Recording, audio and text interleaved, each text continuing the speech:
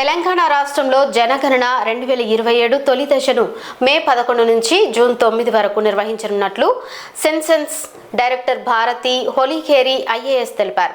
కోటిలో నిర్వహించిన మీడియా సమావేశంలో ఆమె మాట్లాడుతూ జనగణన దేశానికి అత్యంత ముఖ్యమైన ప్రక్రియ అని పేర్కొన్నారు. ఈ ప్రక్రియలో సేకరించే గణాంకాలు ప్రభుత్వానికి సంక్షేమ పథకాలు మరియు అభివృద్ధి కార్యక్రమాలను సమర్థవంతంగా అమలు చేయడానికి ఉపయోగపడతాయని అన్నారు. అధికారులు ఇంటింటికి వెళ్లి వివరాలు సేకరించే సమయంలో ప్రజలు సహకరించి సరైన సమాచారం ఇవ్వాలని ఆమె కోరారు. ఈ క్వశ్చన్ చేసే ముందు చాలా బ్రెయిన్ స్టార్మింగ్ జరుగుతుంది. మీరు ఈసారి క్వశ్చన్ చూడండి. దిస్ డౌట్ నాకు కూడా వచ్చింది కాబట్టి ఆఫ్ ద ఇది చెప్తున్నా నేను. ఆ క్వశ్చన్ చూసేస్తే ఇంత సింపుల్ గా ఏమున్నాయి క్వశ్చన్స్ అని అనిపిస్తుంది. ఇంత పెద్ద పెద్ద పాలసీ చేస్తున్నాం కదా అని అనిపిస్తుంది ఇంత సింపుల్ క్వశ్చన్ బేసిస్ మీద.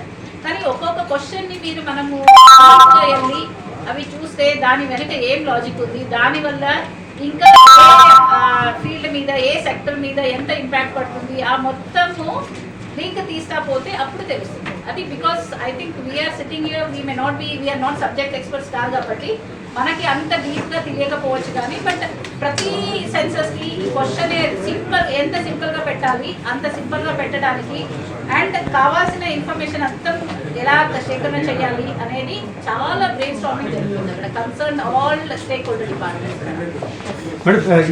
లో I'm saying based on my pre test experience. So it will take, అంటే ఒక్కొక్క ఇల్లు ఒక రకంగా ఉంటుంది. ఎందుకంటే it depends on lot of things. ఇప్పుడు రెస్పాండెంట్ కి అర్థం అవ్వాలి మేము అడిగిన క్వశ్చన్స్, వాళ్ళు అర్థం చేసుకుని కొన్ని దగ్గర నేను చెప్పాను కదా ఇప్పుడు ప్రోబ్ చేయాల్సిన అవసరం ఉంటుంది.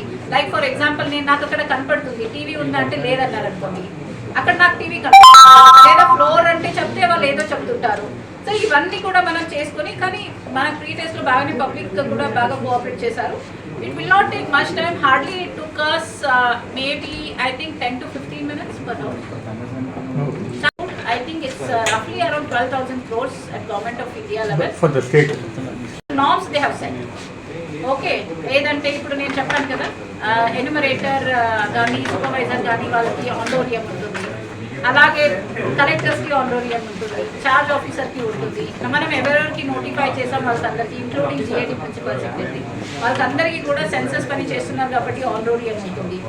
ఎవరికి ఎంత ఆనరోరియం అనేది కూడా ఇచ్చారు. అలాగే స్టేట్ గవర్నమెంట్కి డబ్బులు ఇస్తాము డిఫరెంట్ దీనికి. And we also allow them to hire technical assistants. Okay, ఎక్కడంటే స్టేట్ లెవెల్లో, డిస్ట్రిక్ట్ లెవెల్లో, కార్పొరేషన్ లెవెల్లో, అర్బన్ అండ్ రూరల్ ఛార్జెస్లో కూడా ప్రతి ఒక్కరికి కూడా మనం టెక్నికల్ అసిస్టెంట్ హైర్ చేసుకోవడానికి ఇస్తాము.